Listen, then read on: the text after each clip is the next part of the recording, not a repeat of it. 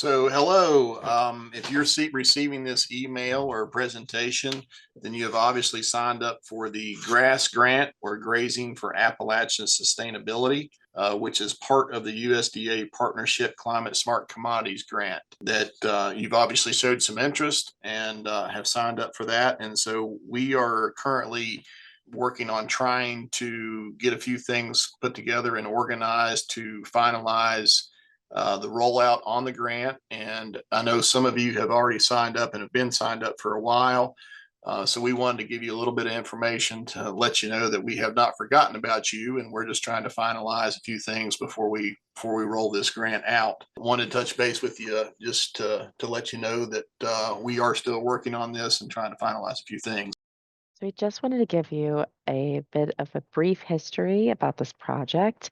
The process started in early 2022 with WVU and Virginia Tech coming together with this initial request for proposal from USDA to work on the application and apply for the funding to support our producers who are interested in producing climate smart commodities and intensifying their production systems to market a climate smart commodity as the product. This is a 5-year project from the end of 2023 when we were officially awarded through the end of 2028. And it is almost a $7 million grant, and we are receiving almost 4.8 million in federal dollars, and we have another 2.1 million in matching funds from across multiple partners that are all involved in the project. So, Grazing for Appalachian Sustainability, which we're calling the GRASS grant or GRASS project, is available to anyone within the 55 counties of West Virginia, as well as the Appalachian counties and independent cities of Virginia. So the focus of the grant is to support producers interested in implementing conservation management practices engaged in cattle production and beef production to improve soil health, reduce greenhouse gas emissions, improve carbon sequestration on the farm, as well as develop economic opportunities for producers interested in marketing climate smart products. About 135 producers is our goal to work with during this project, about 55 producers in West Virginia and 80 in the Appalachian region of Virginia. There are a lot of opportunities through this project. We have about 3.5 million set aside for producer incentives with an average of $20,000 available to each producer to implement practices. That is an average, so for some it'll be higher and some it'll be lower depending on your state. We have $1,000 for reporting on a quarterly basis. So that's an annual payment for reporting quarterly, peer-to-peer mentoring for hosting on-farm workshops, and additional mentoring through extension agents in both states, as well as grassland technicians, conservation agency folks in the two states. And one of our requirements is to participate in the grazing schools, and we're offering $500 for each producer to do so. If we look at the breakdown of funding, carbon sequestration bonuses are making up about 1.2 million of that.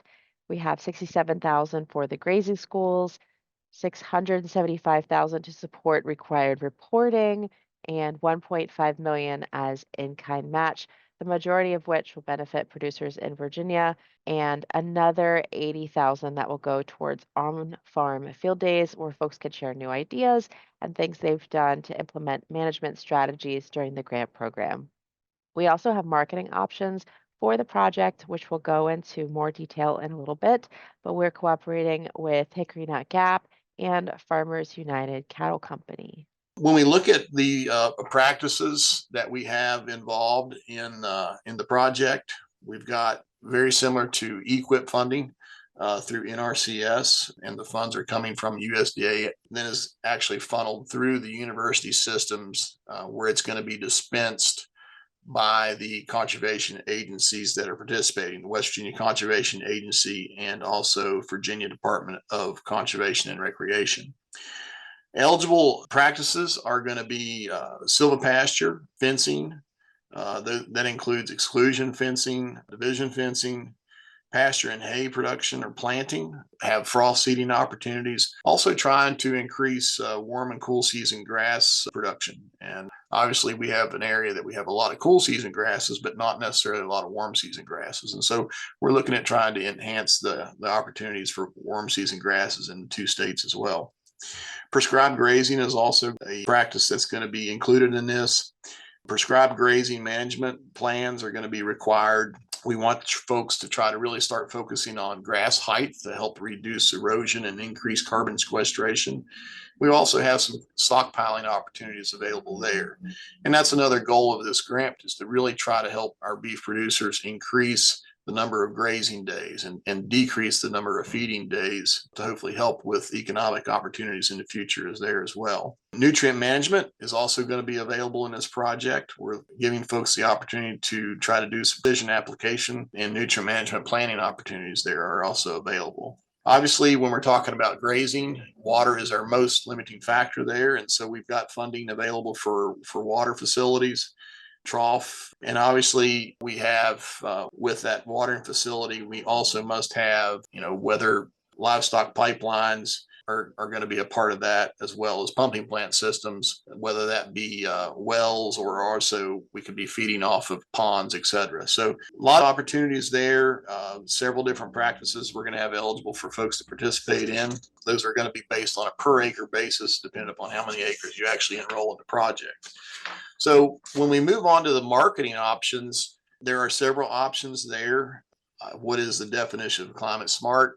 That is actually trying to focus on carbon sequestration by doing a good job from a grazing standpoint, trying to leave some aftermath there, graze that aftermath off, increase our vegetation production. And so again, we're doing that with this project through beef and cattle production. Some partners that we have here are also providing marketing and traceability with this. Our partners are establishing market contracts, have got those established. And so we're trying to use an existing infrastructure that's in place from a marketing standpoint, not having to recreate the wheel if you're interested in going through this marketing option.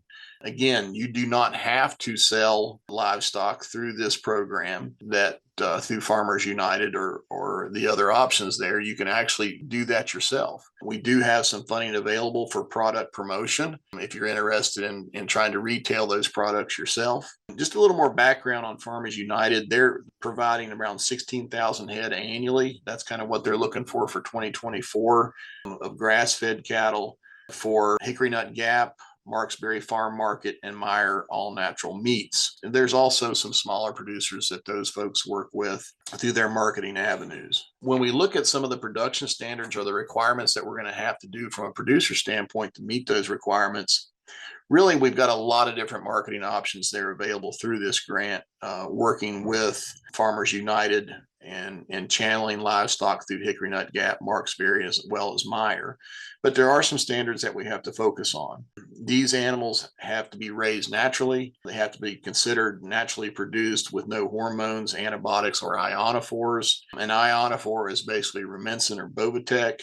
Those cattle also have to be GAP certified. And so that's through Global Animal Partnership. We have also recommendations that we want our folks who participate to be BQA certified, understanding where to give properly vaccines to help increase meat quality. 51% or over 50% of the cattle that go into the program are requested to be of English breeds.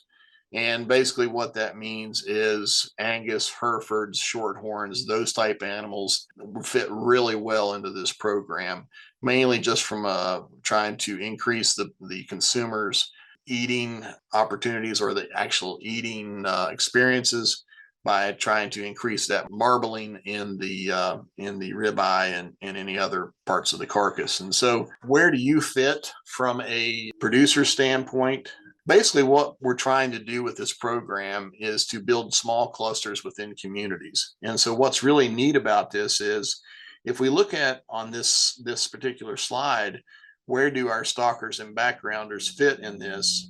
This is very, very similar to the conventional market. If we look at the makeup of how our farms break out, we obviously have cow-calf producers, we have stalkers, and then we have finishers. In a conventional standpoint, our finishers are most of the time located in the Midwest part of the country where there's a lot of corn available.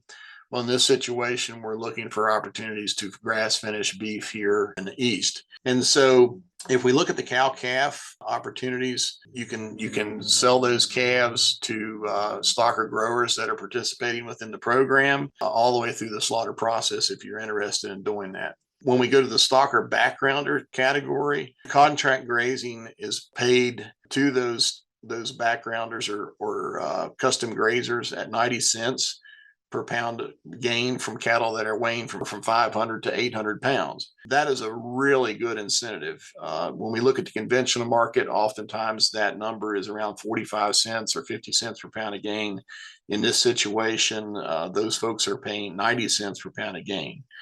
And so when we look at the finishing operation, those cattle are actually paid $1.10 per pound of gain. When those cattle are finished, basically from 800 to 1,200 pounds. Those are pretty good incentives from a contract grazer standpoint when we compare those to the conventional market.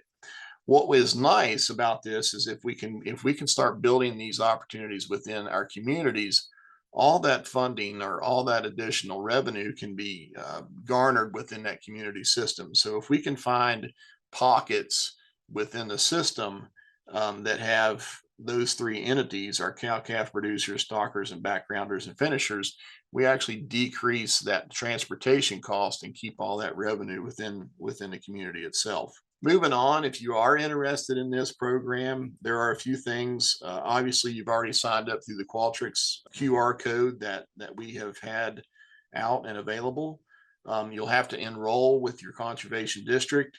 There are a few forms. You have to have an actual vendor form from WVU for incentive payments. Again, we want you to complete a grazing school. Our goals right now are trying to start these grazing schools in May and June for folks that are getting signed up on the project. We also are going to be doing soil tests. Now, this program is very similar to an EQIP program.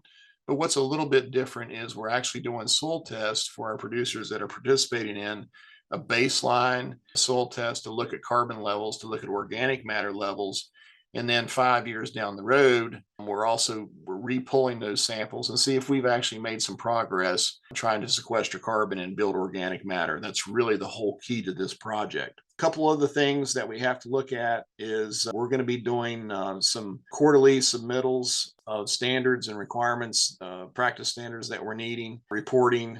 We're also going to have to implement NRCS conservation practice standards. Obviously, that is trying to fulfill those practices that we're signing up for. You'll have to provide a grass team with a quarterly report. We're currently working right now in the 2 states of hiring a program coordinator within each state to coordinate with our producers that are going to be participating with this. Those are some of the actual requirements that we're going to have to go through or next steps. If you're interested, folks that are going to be eligible, almost all of our smaller farms are going to be eligible. We have a lot of opportunities there for folks to get involved. And so we basically want you to own farmland that is going to be currently in production. We want you to also work with your local USDA Farm Service Agency if you're not already. You'll have to sign up your farm and get that signed up with them. Complete a AD 2047 with the USDA. A lot of you, if you've already signed up and you're currently working with the USDA FSA, you've already completed a highly erodible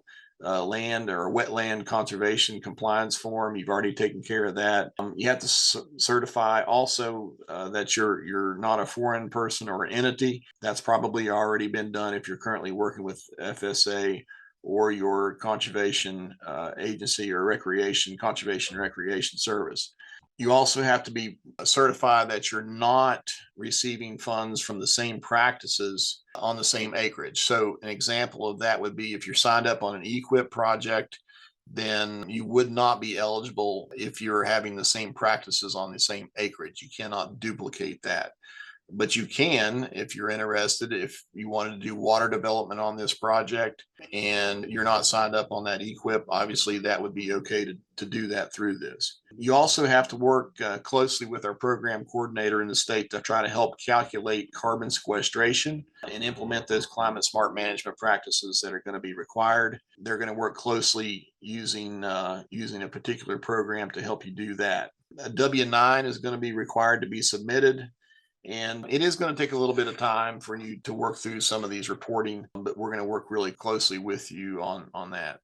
So when we look at producer definitions, the folks that are going to be eligible for this program are beginners, which means you've got less than 10 years farming experience, our socially disadvantaged farmers, our veteran farmers, our limited resource producers, our women farmers, as well as our small farms. The definition of a small farm is less than $350,000 in gross cash farm income annually. But this project, this program is not limited to these particular categories. This is the main focus, but everyone is encouraged to apply in addition to these listed producer groups. To talk a little bit about the partnerships, Climate-Smart Commodities grants overall or nationwide, there were actually 131 projects that were completed are going to be offered in the 55 states nationwide. And so there's 100 major commodities that are going to be included in this for producers to enroll in, and actually 205 practices that are going to be available nationwide for producers. When we look at Virginia and West Virginia specifically, West Virginia has 18 projects that are going to be available to producers, not just this particular project alone. There are 41 major commodities that are going to be available for our producers to participate in, and 87 different management practices that are available to be implemented on the farm. When we look at Virginia, there are 28 projects there. There's 46 major commodities that are going to be available and 92 practices that can be enrolled. So again, we want to thank you for showing some interest and trying to sign up and get started with this opportunity. And we will be in touch with you in the future. Thank you so much. We look forward to having your participation in this exciting project.